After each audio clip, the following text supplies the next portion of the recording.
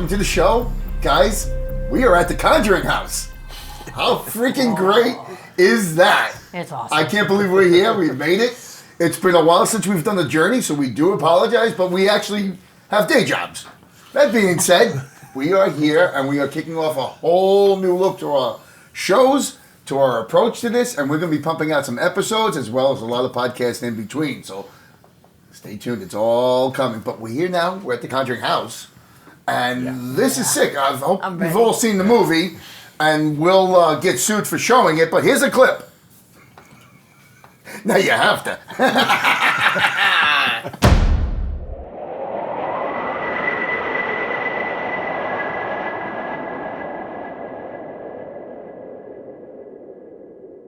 What do you think so far?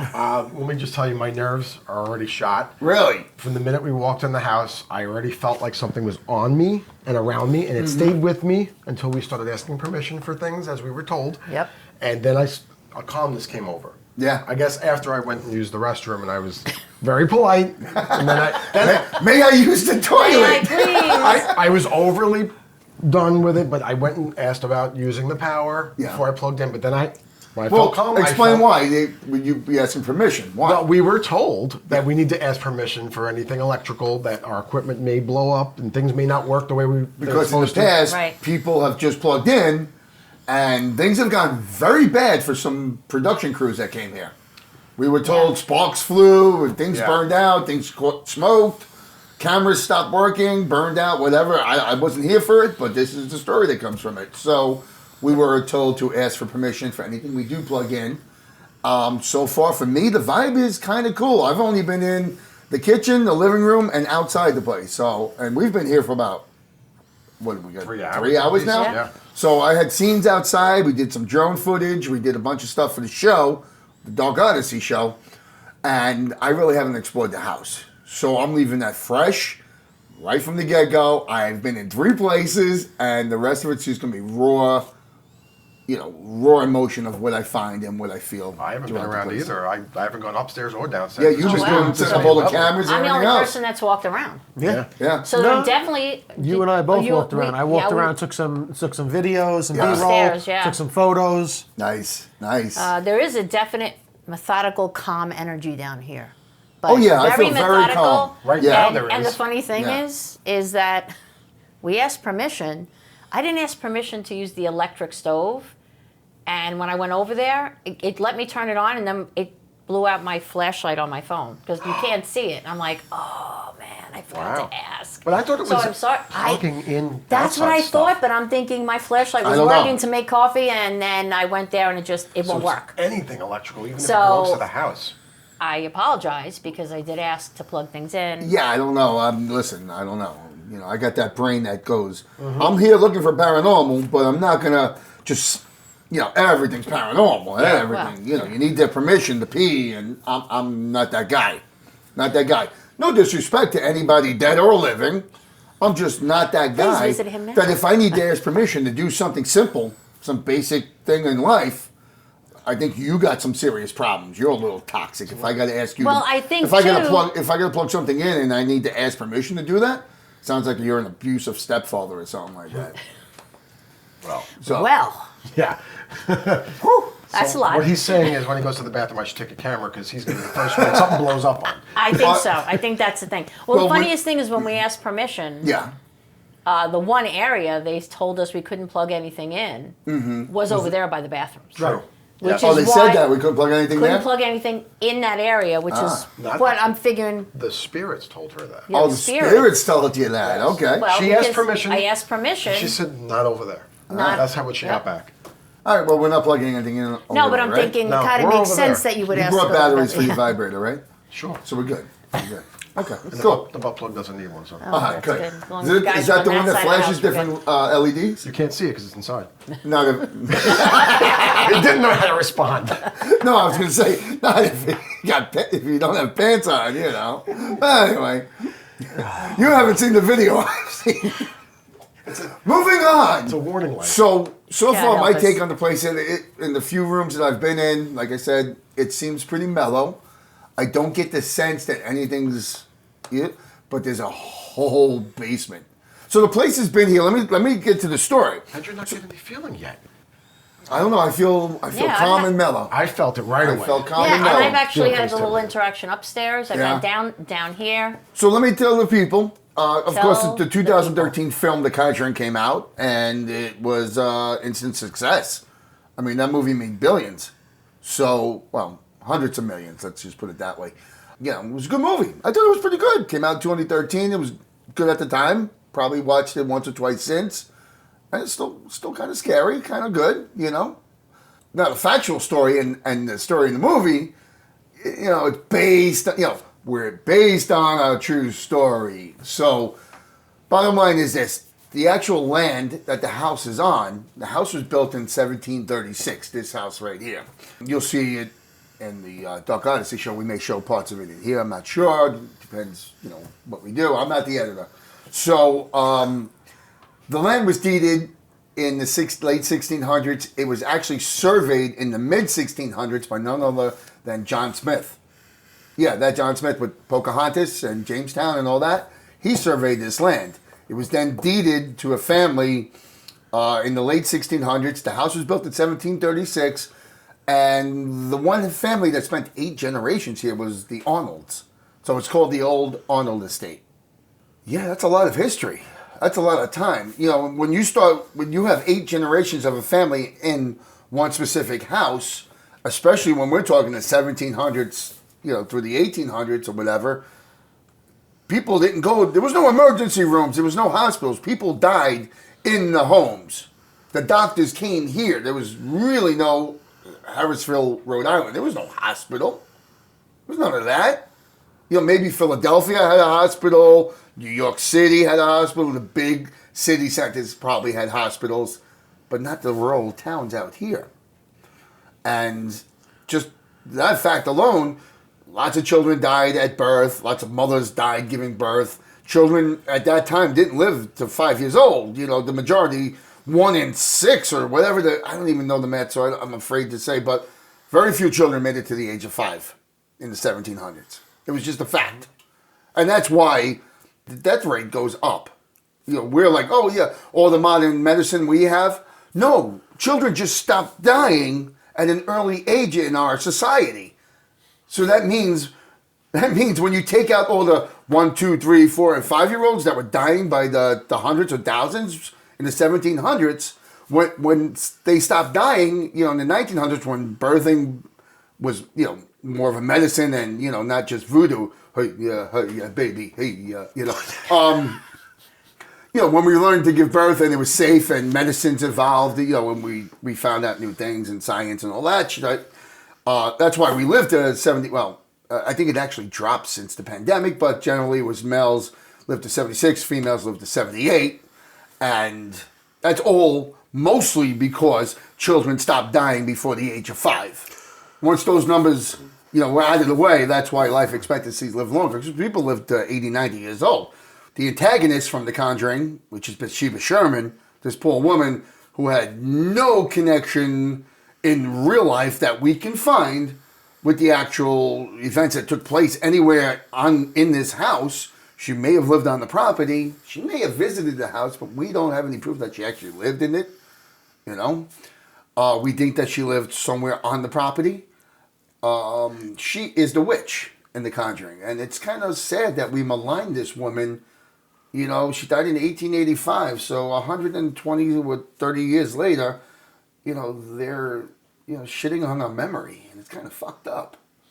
You know, there's no real life basis. You know, I don't know. I never saw the movie. The movie. I have no idea. The movie's based on a true story. Okay, so the place is haunted. So there's, you know, it's been around since 1736. People died here. So things creak. Things that people hear things. The family supposedly moved in 1971, and immediately, like, they were seeing things and like off the chart shit. You know, people have money at stake. One of the daughters wrote a book. She wrote 3 books with the same title. One, you know, like phase 1, 2, and 3, or parts 1, 2, and 3. So everybody's got something at stake. So money talks. You know, oh, it's haunted. It's ridiculous. You know, we're here a few minutes. You know, a few hours. It seems like a nice, comfortable place to me. It's a very old. I love the structure. It's all old wood. original stoves from the 1730s. It's really a beautiful historic home. I sense nothing yet that it's going to freak me out. But there was a whole basement, a whole second floor, and I've yet to, even venture into. But at this moment, it's a very nice house. But I did want to bring up the fact that Bathsheba Sherman, who we visited our grave earlier, we'll have footage of that, she was just probably a regular New England housewife of the time that just got thrown into the story, and it kind of makes you feel bad. What do you guys think? Well, I mean, I don't understand because I never saw the movie. So how did they associate the people who have the house and who had the house and wrote the books, and this movie was based off? How did she become part of the story? If there wasn't anything so basically, the movie to tie goes, her in. Okay, so basically, the movie tells you that the mother in the movie, played by Lily, I just saw her in another movie. Oh, she was in Outer Range, which was okay. If you see that, it's on Prime, by the way. I don't know, maybe Prime wants to hit me up with some money, I'll promote you. Anyway, one day was experiencing pain in her calf, a really sharp pain, and she knows she was bleeding from where the pain was coming from. And they suggest that it was about the same size where the blood was coming, was the same size as an old-fashioned sewing needle. And supposedly, through the Warrens, Ed and Lorraine Warren, the original paranormal investigators, the people that we probably should thank for being able to do this, when they did the investigations, they found out that there was a woman named Bathsheba Sherman who lived in the area. I think they say the house, which we find nothing about that she lived here. But anyway, I digress. That there was a child who died in Bathsheba's care when the child was like 7. And supposedly they found a pinprick at the back of the child's neck that possibly caused death.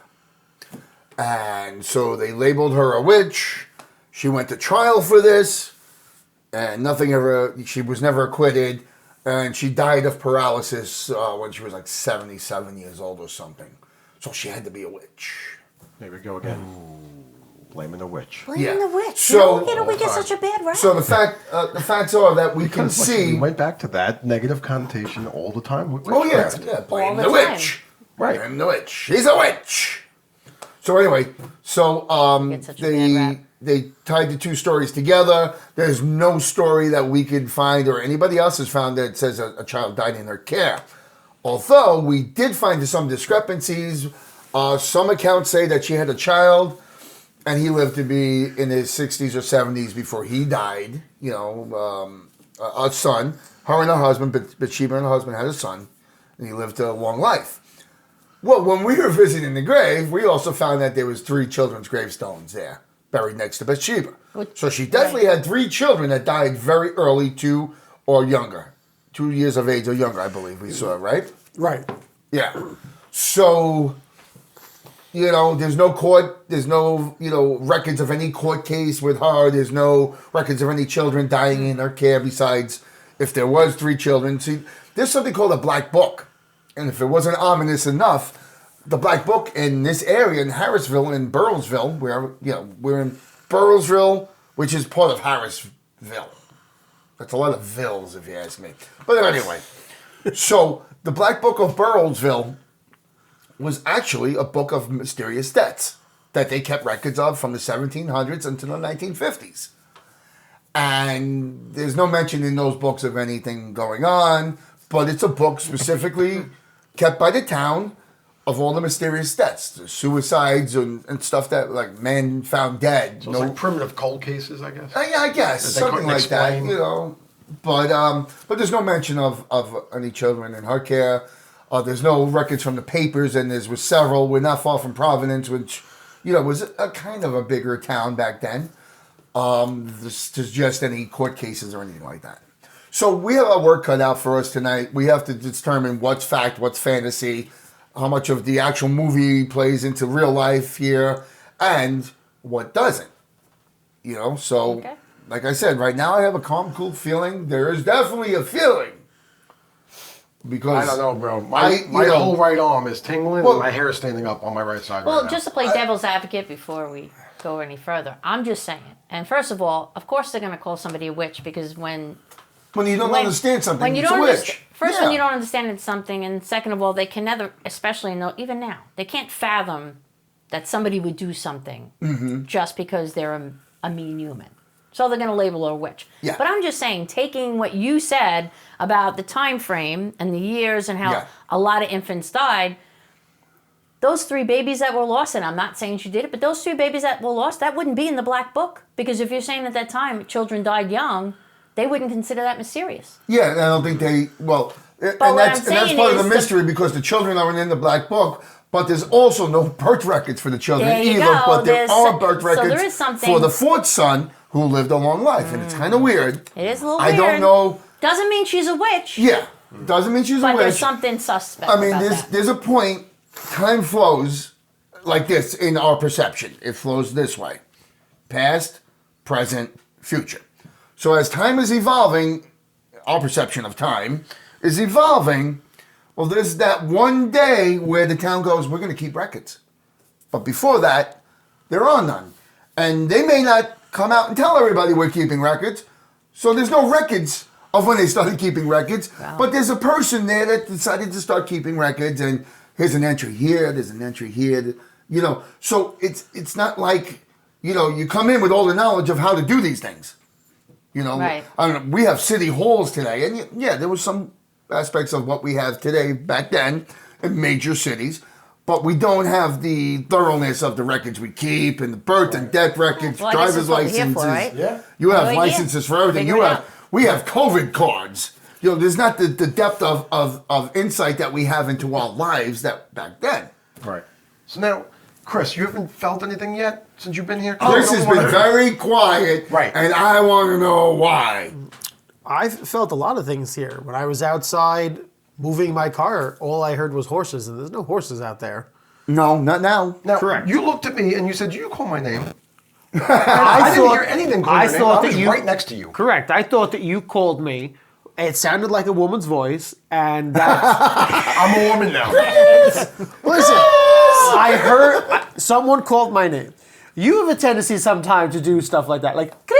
But I was right in front of you. You were, but it was weird. That's why I had Brian. His brain was going. Joe's in front of me. I heard the voice. But that's why I went, Brian, go pop inside and check on April. Yeah. That would be, okay, now I get it. Because he came in, he's like, are you all right? Well, we want to make sure you're not possessed and floating around the rooms. There was somebody I was interacting with, so I guess we'll... Just wanted to keep tabs on. We should go see I appreciate it. what's going on with this place right now, because time is ticking. Yep, let's do it. Dying ever since you told me where we're going. Let's go. Let's get to it. Folks, stay tuned. We're going to do a second part of this later on in the evening after we do some investigating. And then there's going to be a third part that comes out, a standalone third part of this show, which is going to be an entire episode based on what we find today. Yeah. So stay tuned. Stay tuned. It's going to be great. You're going to love it. Woo! Famous tagline. Ready? I can't stop this feeling Copyright.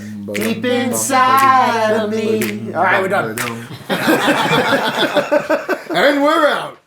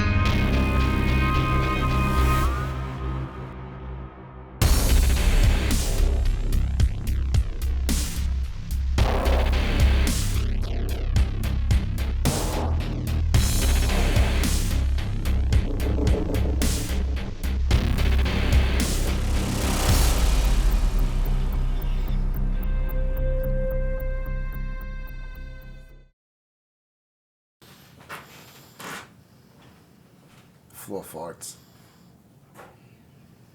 It's not the only thing I thought. You ready?